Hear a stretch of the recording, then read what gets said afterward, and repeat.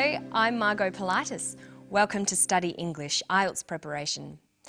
Today we have an environmental theme on Study English, but it's an environmental story with a difference. We find out about a new toilet system that has been developed to save the local environment in a Tasmanian park. We're going to be looking at how to talk about processes, so listen carefully to David Holman talk about his new environmentally friendly toilet. The liquid waste comes from the toilet behind me. There's a containment vessel for the solids. From the bottom of the solids you drain off the liquid and it comes down here, down this pipe. Okay, the pipe tips into this tipping bucket arrangement, and what this does is it fills up to a point and then it suddenly tips, and that will measure each time it tips, so we can calculate the amount of liquid effluent that's gone in. As that fills up, you can see the cowling material here will come in contact with the effluent. The air is drawn in through these holes and will actually direct the air in onto the surface of the water, through the wick and out through the top. Okay, so David was talking about how his toilet, the Enviro Loo, works. He was describing a process. Today we're going to look at the type of language you'll need to describe processes. We'll listen to David again. This time, listen out for the types of verbs he uses. The liquid waste comes from the toilet behind me. There's a containment vessel for the solids. From the bottom of the solids you drain off the liquid and it comes down here, down this pipe. Okay, the pipe tips into this tipping bucket arrangement, and what this does is it fills up to a point and then it suddenly tips, and that will measure each time it tips, so we can calculate the amount of liquid effluent that's gone in. David uses a variety of verbs and tenses, but mostly he uses the simple present tense. The simple present is often used to describe processes and procedures. Let's look at some examples. The liquid waste comes from the toilet behind me. Okay, the pipe tips into this tipping bucket arrangement, and what this does is it fills up to a point and then it suddenly tips. There's also another, more formal way of describing processes. That's using the passive voice. In formal academic writing, it's common to use the passive voice for actions in a process or procedure. When you use the passive voice, your writing becomes impersonal and distant. This is more formal and is often more suitable in an academic setting. Listen for a passive verb here. As that fills up, you can see the cowling material here will come in contact with the effluent. The air is drawn in through these holes. He says, is drawn in. The air is drawn in. Notice there is no subject, no person or thing doing the action, it is just done. This is called the passive voice. This highlights the process or action rather than the person or thing doing the action. The passive is used when the important thing is not who did the action, but the action itself. This is true when you are describing processes. The process is the same no matter who is doing it, so we choose the passive voice. Let's look a bit more closely at how the passive is formed. Passive verbs are formed by using the verb to be plus the past participle of the verb. Let's look at the verb draw in, to bring something in. The past participle is drawn. This is an irregular past participle. So the passive form is to be drawn in. The different forms of the passive vary according to the action and when the action happened. Okay, so in formal writing, we use the passive form for processes. But David doesn't always use the passive because he's having a conversation with someone.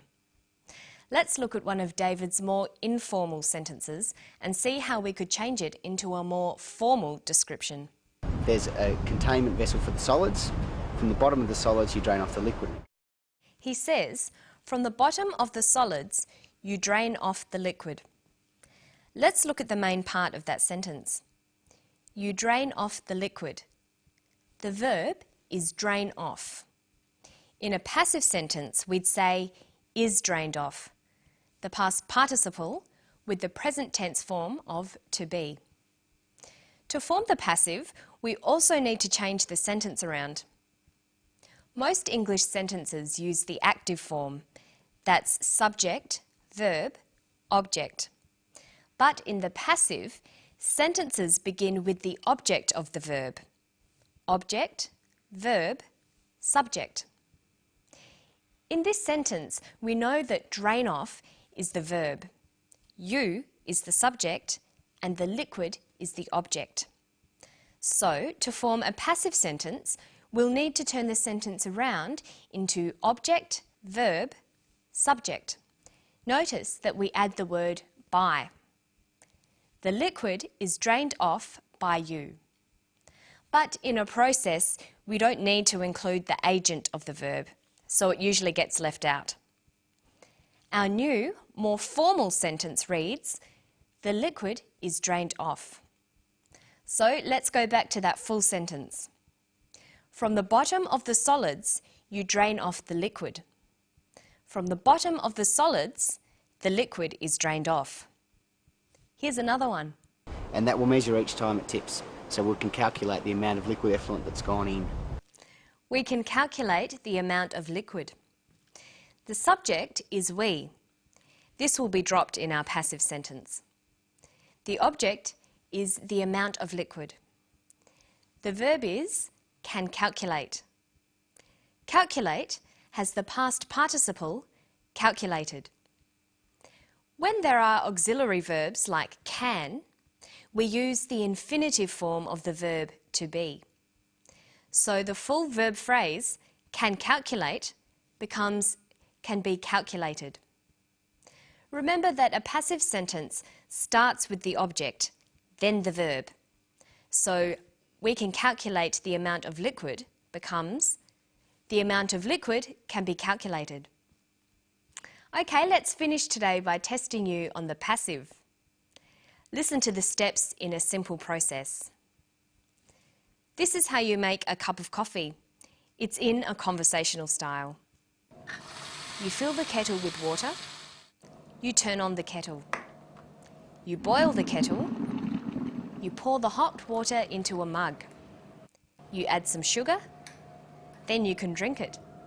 Okay, let's start at the beginning. You fill the kettle with water. What's the verb? Fill. The subject? You. The object? The kettle. The passive verb is filled. The new sentence is, the kettle is filled with water. See if you can do the next one. You turn on the kettle. The verb is turn on. The subject is you. The object is the kettle.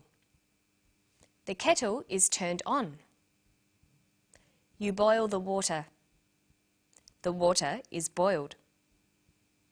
You pour the hot water into a mug.